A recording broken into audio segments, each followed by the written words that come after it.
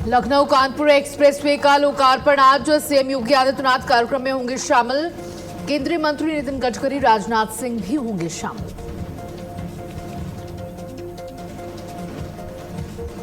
एक पेड़ मां के नाम अभियान पर सीएम योगी ने लिखा पत्र का 40 करोड़ पौधे लगाने का लक्ष्य पूरा किया। ये नए उत्तर प्रदेश के नव सामर्थ्य का जय घोष।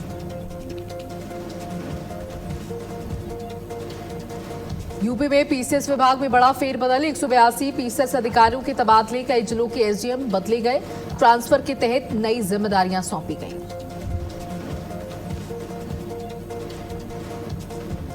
राम मंदिर दान मामले पर सुप्रीम कोर्ट में सुनवाई। आज सीबीआई जांच की मांग वाली याचिकाओं पर होगी सुनवाई। याचिकाकर्ताओं ने उठाई निष्पक्ष जांच की मांग। ईरान का कुवैत पर हमला, ड्रोन और मिसाइल हमलों से दहला कुवैत। अमेरिकी मार्स मिसाइल लॉन्चर्स को बनाया निशाना।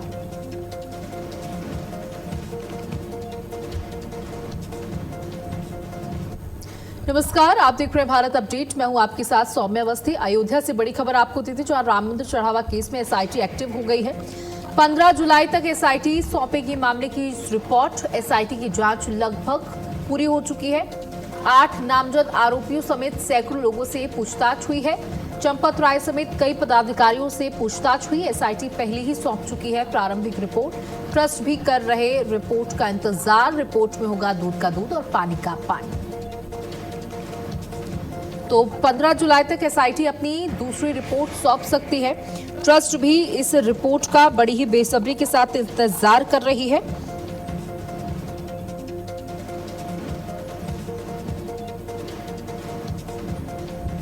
तो बता दें कि 15 जुलाई तक एसआईटी अपनी दूसरी रिपोर्ट सौंप देगी और ट्रस्ट के साथ साथ सभी इस रिपोर्ट का इंतजार कर रहे हैं कि इस रिपोर्ट में क्या निकलने वाला है, क्योंकि एसआईटी लगातार जांच कर रही है। तमाम लोगों से पूछताछ की गई है। जो आरोपी हैं उनके करीबियों से पूछताछ की गई है। साथ ही कई और पहलू, कई और बिंदु निकल करके सामने आए हैं।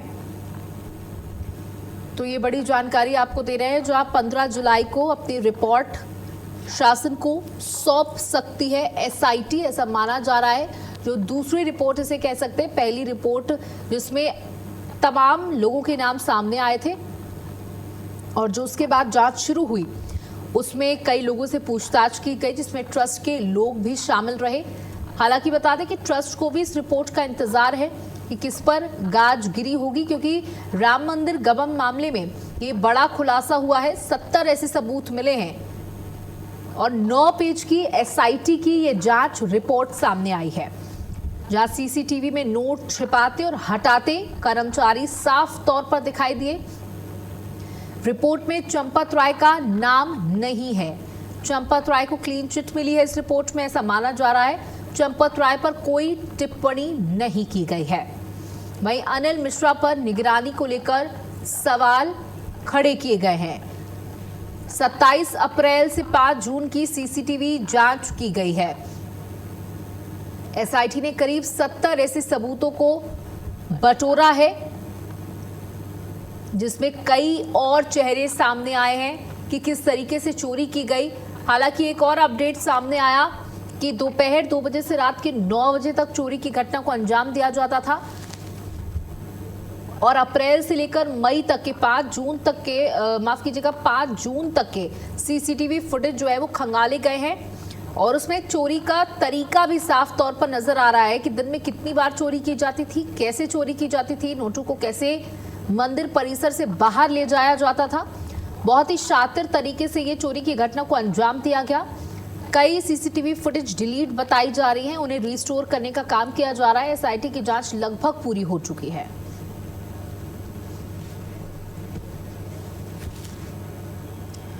और इसी खबर पर हमारे साथ हमारे सहयोगी रमन मिश्रा जुड़ चुके हैं। रमन, देखिए, एसआईटी अपनी प्रारंभिक रिपोर्ट जो थी वो पहले ही सौंप चुकी है। अभी इसे दूसरी रिपोर्ट के तौर पर देखा जाएगा। सभी को इंतजार है इस रिपोर्ट का। बिल्कुल, ये दूसरी रिपोर्ट ही नहीं, फाइनल रिपोर्ट होगी और 15 जुलाई तक का जो समय दिया गया था। अब आपको बता दें कि कुछ ही घंटे बाकी है, मतलब कि 72 घंटे के अंदर ही रिपोर्ट जो है वो सबके सामने हो सकती है और ये रिपोर्ट तय करेगी कि राम मंदिर चंद्रा चोरी मामले में कौन कौन संलिप्त था, किसकी किसकी हिस्सेदारी थी, किसकी किसकी भागीदारी थी और कौन राम मंदिर के दान पेटी को लूट रहा था। आपको बता दें कि एसआईटी ने प्रारंभिक रिपोर्ट पहले ही पेश की थी, जिसमें कि तमाम लोगों से पूछताछ का रिपोर्ट उसमें बताया गया था किस तरीके से सीसीटीवी बंद करके चोरी की जाती थी।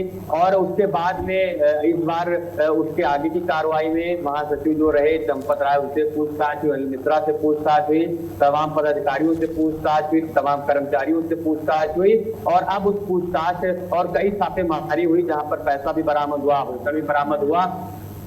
और अब इस रिपोर्ट में सब कुछ दूध का दूध पानी का पानी होगा कि आखिर किसके कहने पर चोरी होती थी, कौन पैसे बाहर ले जाता था, कौन पैसे को एडजस्ट करता था, कौन बाहर से वसूली करता था।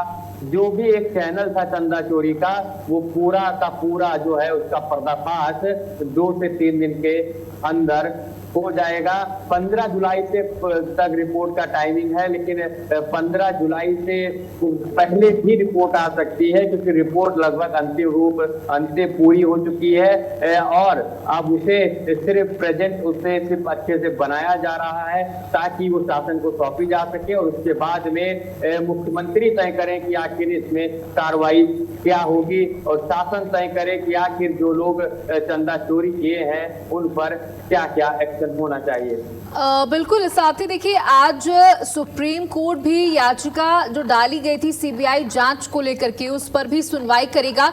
तो बहुत महत्वपूर्ण आज का भी दिन, कल का भी दिन, जो अगले 72 घंटे जैसा कि आपने कहा ये बहुत ही क्रूशियल हैं, बहुत ही इंपॉर्टेंट हैं क्योंकि एक तरफ सुप्रीम कोर्ट भी जो याचिका करता है, जिनकी याचिकाओं पर आज सुनवाई करेगी, साथ ही साथ एसआईटी भी अपनी जो रिपोर्ट है उसको फाइनल रिपोर्ट कह सकते हैं उसको सौंपेगी।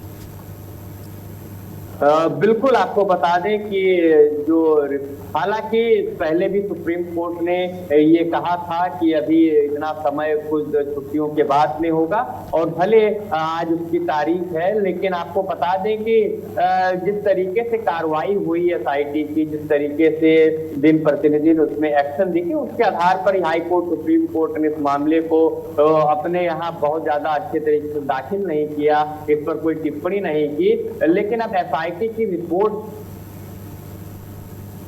कि अगर कोर्ट को लगेगा कि एसआईटी की जो जांच है वो काफी नहीं है इस मामले के लिए, तो आगे की जांच सीबीआई को दी जा सकती है। लेकिन अगर एसआईटी की रिपोर्ट से अगर कोर्ट संतुष्ट होता है तो मुझे नहीं लगता है कि आगे किसी भी केंद्रीय स्तर की जांच की इस मामले में मंजूरी मिलेगी। बिल्कुल, देखिए 15 जुलाई तक एसआईटी अपनी रिपोर्ट सौंप देगी और जो ट्रस्ट पर भी सवाल खड़े हो रहे थे, इस रिपोर्ट के माध्यम से ये भी स्पष्ट हो जाएगा कि और कौन कौन से बड़े चेहरे हैं इसके पीछे। हालांकि देखिए यहाँ पर चोरी के कई तरीकों को पकड़ा गया है, 70 से ज्यादा ऐसे सबूत मिले हैं जिसमें साफ तौर पर देखा जा रहा है कि किस तरीके से नोटों को मंदिर परिसर से बाहर ले जाया जाता था, किस वक्त में चोरी की जाती थी, किस तरह से चोरी की जाती थी, वो सब कुछ जरूर इस एसआईटी रिपोर्ट में मेंशन होगा। रमन, बिल्कुल, आपको बता दें कि सब कुछ एसआईटी रिपोर्ट में होगा क्योंकि जिस तरीके से लगातार एसआईटी की टीम वहां पर एक्टिव रही और कर्मचारियों से लेकर पदाधिकारियों तक, अधिकारियों से सबसे पूछताछ हुई है, जांच हुई है। उसके एसआईटी के ही जो कहने पर ये पुलिस भी एक्टिव हुई और पुलिस ने भी तमाम जगह पर छापेमारी की जहां पे बहुत कुछ जो चोरी का सामान था, पैसा था, आभूषण था, वो बरामद हुआ। ऐसे में एसआईटी रिपोर्ट में लगभग चीजें जो हैं वो स्पष्ट हो जाएंगी। बिल्कुल, देखिए चीज़ें स्पष्ट हो जाएंगी और माना जा रहा है कि कई और बड़े चेहरे इसमें शामिल हो सकते हैं। हालांकि अगर बात चंपत राय की करें तो चंपत राय पर किसी प्रकार की कोई टिप्पणी की पहले भी एसआईटी रिपोर्ट में नहीं की गई थी और माना जा रहा है कि ये जो रिपोर्ट है इसमें भी चंपत राय का कोई नाम नहीं है। देखिए, क्योंकि तब तक चंपत राय से पूछताछ नहीं हुई थी, इस बार चंपत राय से पूछताछ हुई है, तो रिपोर्ट में हो सकता है कि चंपत राय से पूछताछ का जिक्र किया जाए और उसमें ये बताया जाए कि चंपत राय की आखिर भूमिका क्या रही। क्योंकि चंपत राय वैसे भी, चाहे आम लोगों का कहना हो और जो भी जानकार है उनका कहना है कि चंपत राय डायरेक्ट रूप से इन्वॉल्व नहीं थे, लेकिन जिस तरीके से वही सर्वे सर्वा थे और उनके नाक के नीचे पर ये चोरी हुई, तो नैतिक रूप से उनकी जिम्मेदारी थी और नैतिक रूप से उन्होंने इस्तीफा दिया है मंदिर ट्रस्ट से। ऐसे में चंपत राय पर कोई ऐसा मामला सामने आना जो है वो लगभग सबको लग रहा है कि चंपत राय डायरेक्ट रूप से इसमें इन्वॉल्व नहीं थे। बिल्कुल, देखिए रिपोर्ट में चंपत राय का नाम नहीं होने की बार बार बात सामने आ रही है और अनिल मिश्रा को बार बार हाईलाइट किया जा रहा है कि अनिल मिश्रा की जो भूमिका है वो पूरी तरह से संदिग्ध है।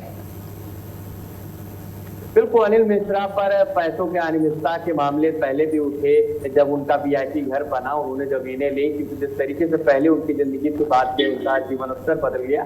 वैसे ही गोपाल राव की भूमिका को लेकर भी बहुत सारे बातें हुई। गोपाल राव बिना पास के ही अंदर आते जाते थे, तो अनिल मिश्रा गोपाल राव की क्या को लेकर एसआईटी ने क्या पूछताछ की है, उनके बारे में क्या कुछ पता चला है, इन लोगों के बारे में भी एसआईटी जिक्र कर सकती है।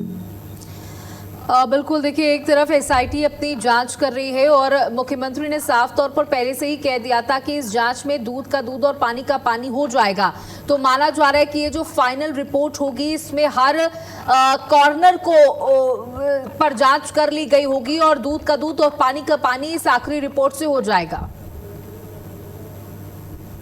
बिल्कुल, जिस तरीके से अब शुरुआत से ही रिपोर्ट चली, मुख्यमंत्री योगी आदित्यनाथ ने कहा कि किसी भी आरोपी को छोड़ा नहीं जाएगा, जिसने भी श्रद्धालुओं के आस्था से खिलवाड़ किया है तो उसको उसकी सजा मिलेगी। और उसी के बाद से लगातार हर दूसरे दिन तीसरे दिन एक बड़ी कार्रवाई होती रही। बीच में ट्रस्ट की बैठक हुई, बैठक में चंपत राय मिश्रा का इस्तीफा हुआ और उसी दिन से एक प्रक्रिया शुरू हुई। अब वो अभी प्रक्रिया चल रही है कि नया सीईओ बनाया जाएगा, सीईओ को पावर दी जाएगी मंदिर व्यवस्था की, और ट्रस्ट और जो सीईओ होगा यानी प्रशासनिक पद होगा, ये दोनों मिलकर समन्वय बनाकर मंदिर की व्यवस्था को अच्छी तरीके से संचालित करेंगे।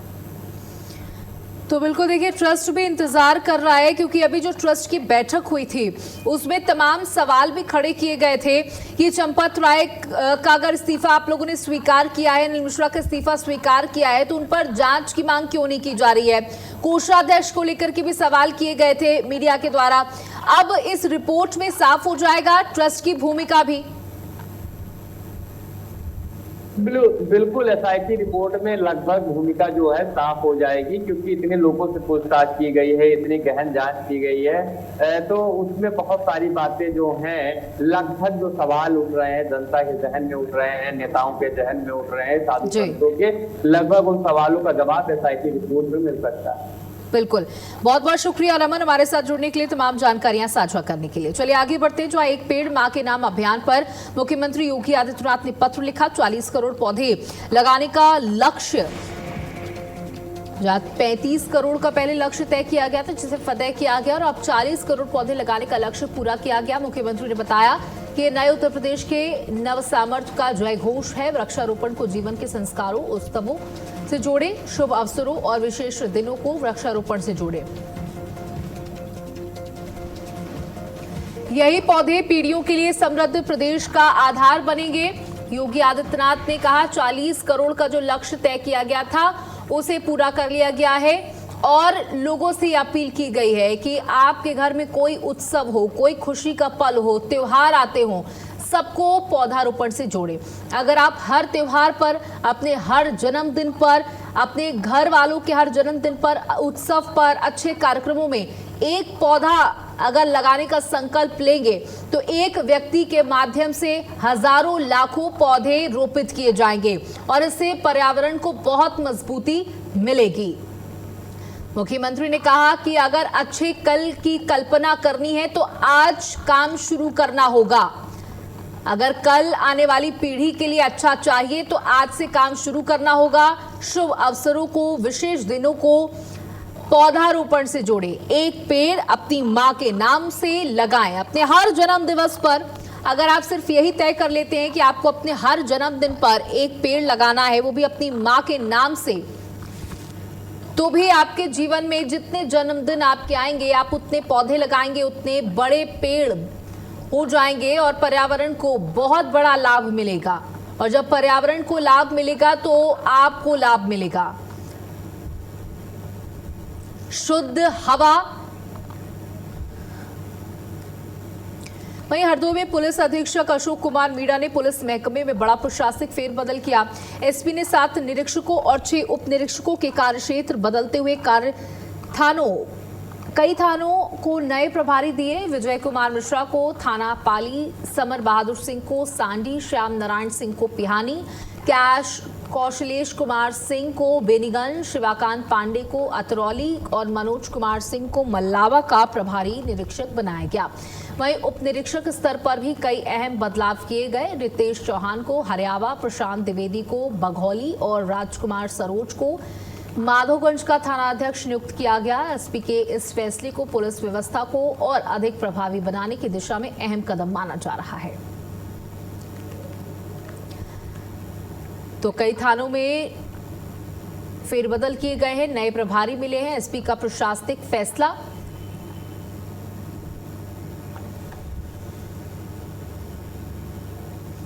बीजेपी युवा मोर्चा के प्रदेश अध्यक्ष का पदभार ग्रहण करने के बाद रोहित मिश्रा ने बड़ा बयान दिया। उन्होंने कहा, प्रधानमंत्री नरेंद्र मोदी के विकसित भारत के संकल्प, मुख्यमंत्री योगी आदित्यनाथ के सुशासन और बीजेपी प्रदेश अध्यक्ष पंकज चौधरी के नेतृत्व में पार्टी 2027 में फिर से सरकार बनाने के लिए पूरी ताकत से मैदान में उतरेगी। रोहित मिश्रा ने कार्यकर्ताओं से एकजुट होकर संगठन को मजबूत करने का आह्वान किया और सपा पर निशाना साधते हुए कहा कि जनता विकास और सुशासन के साथ खड़ी है।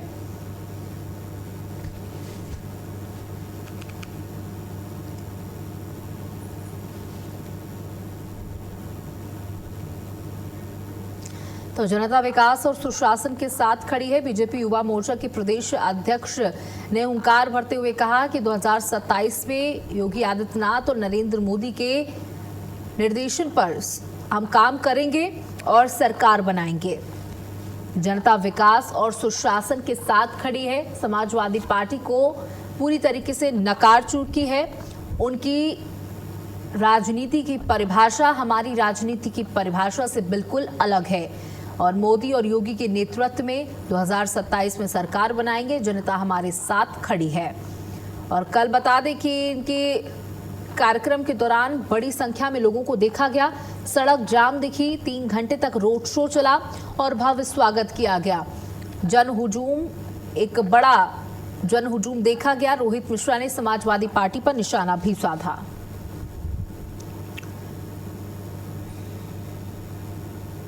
बीजेपी युवा मोर्चा के प्रदेश अध्यक्ष बनाए गए हैं रोहित मिश्रा, जहां उन्हें बड़ी जिम्मेदारी सौंपी गई है और अपनी जिम्मेदारी को समझते हुए हुंकार भरते हुए उन्होंने कहा, योगी और मोदी के निर्देशन पर हम काम करेंगे और उनके नेतृत्व में सरकार बनाएंगे।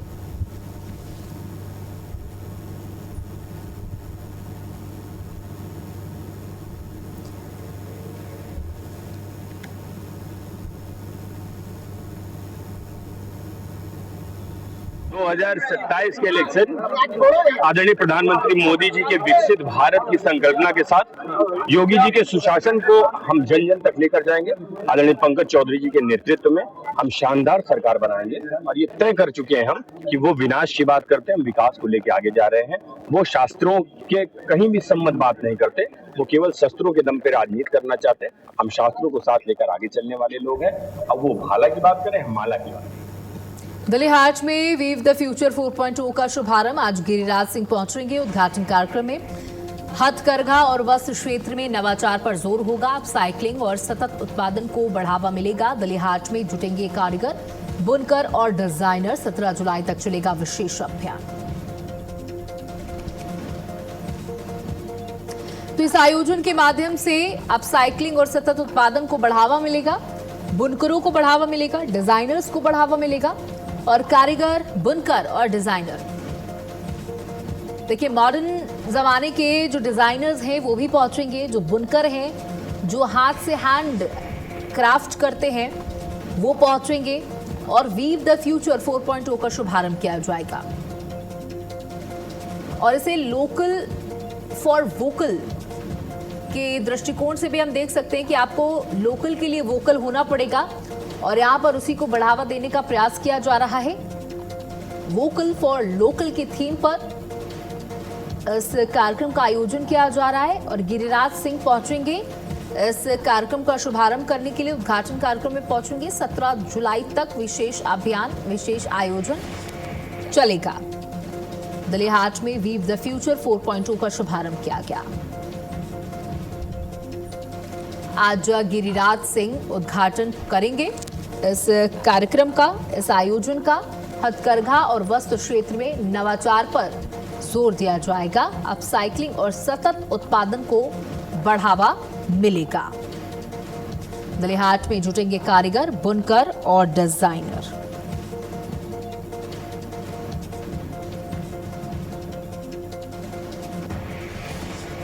कन्नौज में महादेवी घाट पुल से गंगा में गिरे मैदा लदे ट्रक के हादसे के 16 घंटे बाद भी रेस्क्यू टीम को सफलता नहीं मिल सकी है। तेज बहाव और बड़े जलस्तर के कारण ना तो ट्रक को बाहर निकाला जा सका है और ना ही लापता युवती विनीत का पता लगाया जा सका है। घटना की जानकारी मिलते ही डीएम और एसपी ने मौके पर पहुंचकर हालात का जायजा लिया। एनडीआरएफ, एसडीआरएफ और फ्लड पीएसी की टीमें लगातार सर्च ऑपरेशन चला रही हैं। घटनास्थल पर लापता युवक के परिजन और बड़ी संख्या में ग्रामीण मौजूद हैं। बताया जा रहा है कि तड़के महादेवी घाट पुल की रेलिंग तोड़ते हुए मैदा से भरा ट्रक गंगा में जा गिरा था। लापता युवक की तलाश जारी है। कन्नौज से खबर दे रहे जहां तेज बहाव बना रेस्क्यू में सबसे बड़ी चुनौती। गंगा में गिरे ट्रक का 16 घंटे बाद भी कोई सुराग नहीं मिल पाया है। लापता युवक की तलाश की जा रही है, उसका भी कोई अता पता नहीं है, क्योंकि बता दें कि इस समय गंगा का जलस्तर बढ़ा हुआ है, इसलिए रेस्क्यू करने में दिक्कतें और ज्यादा देखी जा रही हैं। गंगा में गिरे ट्रक का 16 घंटे में भी रेस्क्यू नहीं किया जा सका। लापता युवक की तलाश की जा रही है और ये ट्रक मैदे से लदा हुआ था। तेज रफ्तार होने की वजह से सीधे रेलिंग तोड़ते हुए गंगा में जा गिरा।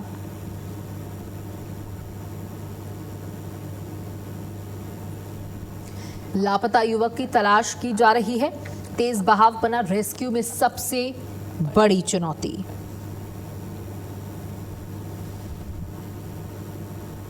लापता युवक की तलाश की जा रही है।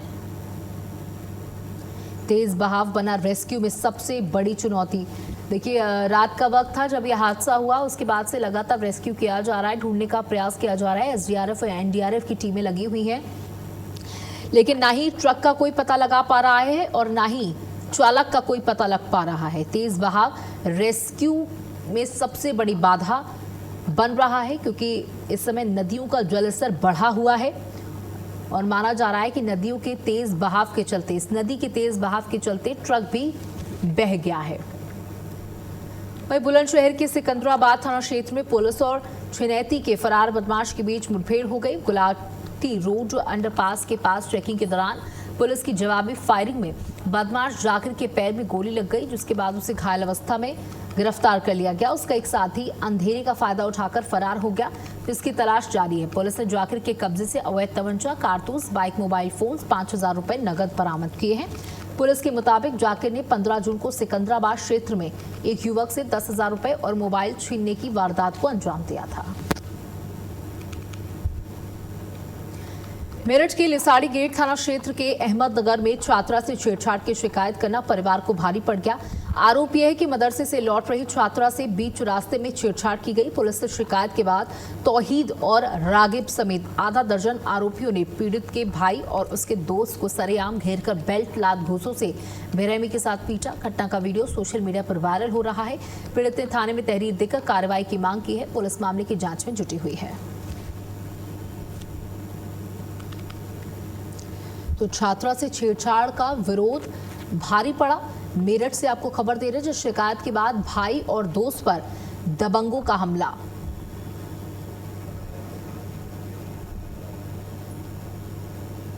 महराजगंज के सोनौली बॉर्डर पर सुरक्षा एजेंसियों ने नेपाल सीमा पार करने की कोशिश कर रहे एक विदेशी नागरिक को हिरासत में ले लिया। युवक भगवानपुर क्षेत्र के पगडंडी मार्ग से नेपाल जाने का प्रयास कर रहा था। जवानों ने रोकने की कोशिश की तो वो भागने लगा, जिसके बाद उसको पकड़ लिया गया। पूछताछ में उसने अपना नाम सैम ब्राउन निवासी कैलिफोर्निया बताया, लेकिन उसके पास पासपोर्ट या कोई दस्तावेज नहीं मिले। पुलिस के अनुसार पूछताछ के दौरान युवक बार बार अपना बयान बदल रहा है। सुरक्षा एजेंसियां उससे गहन पूछताछ कर मामले की जांच में जुटी हुई हैं।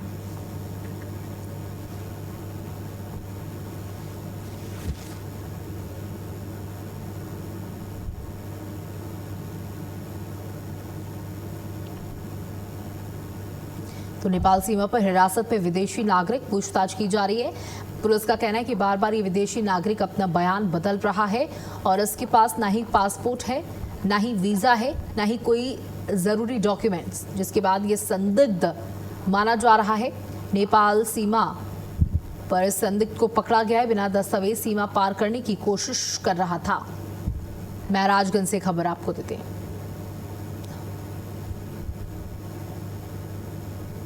और इसी के साथ इस बुलेटिन में इतना ही, लेकिन एक नजर हेडलाइंस पर।